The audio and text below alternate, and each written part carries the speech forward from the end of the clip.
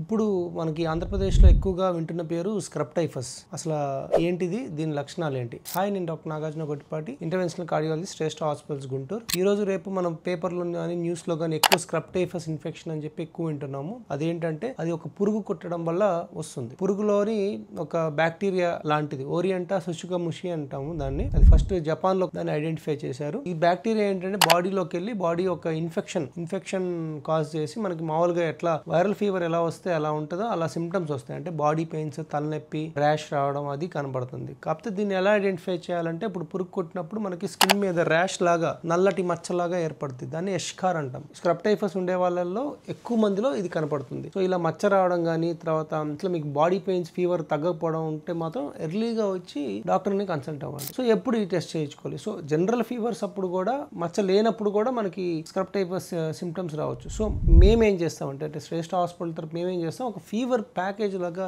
దాన్ని డిజైన్ చేసి ఒక తక్కువ అమౌంట్ లో బేసిక్ ఇట్లా scrub typhus, dengue, malaria basic coverage అని ఫీవర్ వచ్చినప్పుడు ఈ కవర్ చేస్తూ ఉంటాం. సో ఏంటంటే మన కామన్ 90% లేకపోతే సివియర్ గా ఇన్ఫెక్షన్ ఉన్నప్పుడు ఐడెంటిఫై చేయాల్సిన ఇన్ఫెక్షన్స్ అన్ని మన టెస్ట్ లో కవర్ చేయొచ్చు. సో ఈ జాగ్రత్తలను మీరు తీసుకొని, మీకు ఒకవేళ ఆ బాడీలో ఉంటే మీరు జస్ట్ గూగుల్ చేసుకుంటే సరిపోతుంది, మీకు ఎలా ఉంటుంది ఆ మచ్చ అనేది. సో ఈ జాగ్రత్తలు తీసుకొని మీరు మీ హెల్త్ ని సేఫ్ గా ఉంచుకుంటారని నమ్ముతున్నాను. Thank you.